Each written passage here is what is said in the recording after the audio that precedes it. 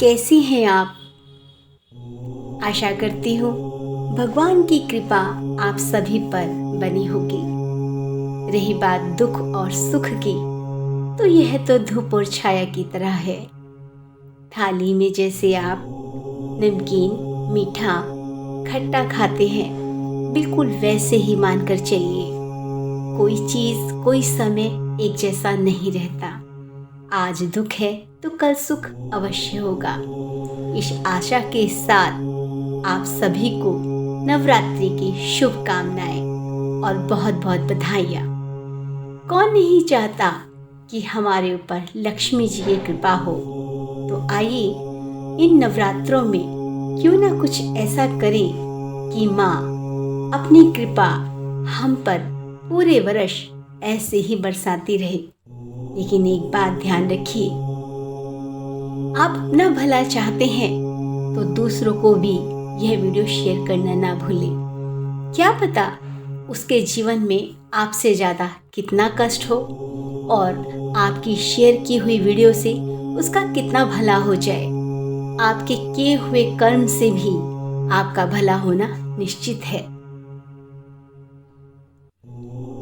दुर्गा का पूजन करने के साथ आप भैरव जी का, गणेश जी का भी पूजन करें और नवग्रह की भी पूजा करें। दुर्गा सप्तशती की पूजा व पाठ करें। कारोबार में अगर आपको कुछ परेशानियां आ रही हैं या कारोबार अच्छे से नहीं चल रहा है, तो लौंग, कपूर, अमलताश या पीले फूल की 108 आहुति ओम ह्रीं क्लीं चामुंडाय विच्चे की आप आहुति दे सकते हैं। पहले दिन आप जो भोग बनाना है माँ का, उसे ध्यान से सुनिएगा। माँ का भोग तो हम लगाते ही हैं, लेकिन अगर विधि विधान से या पहली शैलपुत्री, दूसरी ब्रह्मचारिणी, तीसरी चंद्रघंटा, चौथी कुष्मांडा, पांचवी स्कंद माता, छठे रूप को कात्यायनी कहते हैं, सातवीं कालरात्रि और आठवीं महागौरी के नाम से प्रसिद्ध है। उन्हीं नामों के अनुसार जिस जिस देवी को जो जो पसंद है, अगर आप उनकी मनपसंद भोग उनको चढ़ाती हैं, आपने मूर्ति को भोग लगाया और उसके बाद एक कन्या को बुलाकर उस भोग को उसे दे दें, तो आपका अति कल्याण होगा, अति उत्तम परिणाम आपको मिलेंगे। बड़ी में बड़ी बात, 9 दिन ऐसे हैं जैसे एक माँ अपने गर्भ में एक बच्चे को रखती है। सृष्टि का भी परिवर्तन होता है, हारी बीमारियां आती हैं।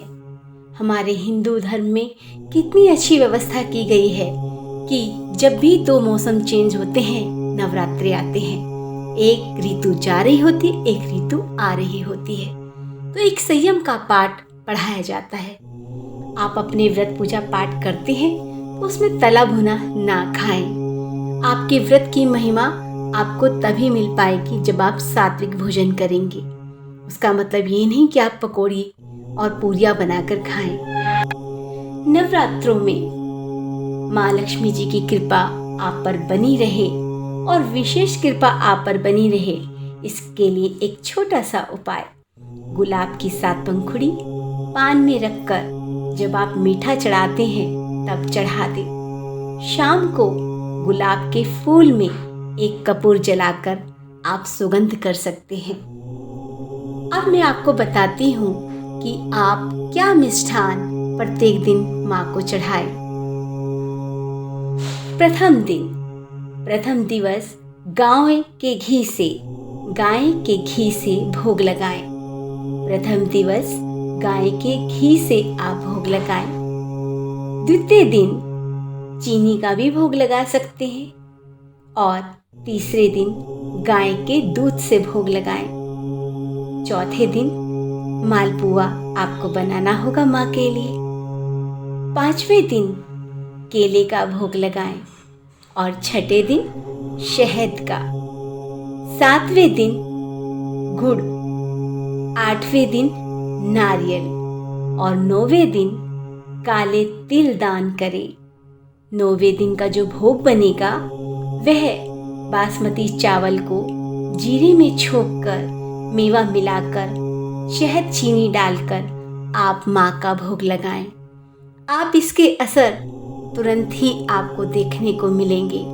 जो जो मिष्ठान मैंने आपको बताए हैं वह आप अवश्य आपके नवरात्रि करके देखें। आपके सामने उत्तम परिणाम स्वयं ही आते चले जाएंगे। आपके घर में अगर कोई भी व्यक्ति तनावग्रसित है या मानसिक परेशानी किसी को बहुत ज़्यादा हो रही है तो बहुत ही छोटा सा उपाय उसे करना चाहिए। लाल फूलों की माला दुर्गा माँ को चढ़ाएं और दुर्गा माँ के सामने घी का दीपक जलाएं। उनके सभी मानसिक संताप अवश्य दूर हो जाएंगे। मैंने आपको महालक्ष्मी की प्राप्ति के भी उपाय बताए और माँ को जो भोग लगेगा, जो मिष्ठान आप चढ़ाएंगे उनके बारे में बताया। यह सब माँ की कृपा प्राप्त करने के लिए आप अवश्य करें। एक दूसरी बात, हम अक्सर यह सोचते हैं हमने तो किसी का बुरा नहीं किया, फिर हमारे साथ ऐसा क्यों हो रहा है, बीमारियाँ क्यों आ रही हैं, यह हमारे घर में आर्थिक तंगी क्यों हो रही है।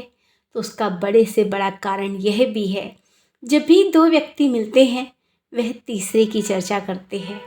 तो आज से ही गांठ बांध लीजिए, क्योंकि जब आप तीसरे की चर्चा कर रहे होते हैं या तो आप उसके बारे में बहुत अच्छे से जानते हो, आपके साथ उस व्यक्ति ने कोई बुरा किया हो, तब आप उसकी चर्चा कर सकते हैं कि हाँ जी, हम तो इसलिए बोल रहे हैं हमारे साथ ऐसा घटित हुआ है।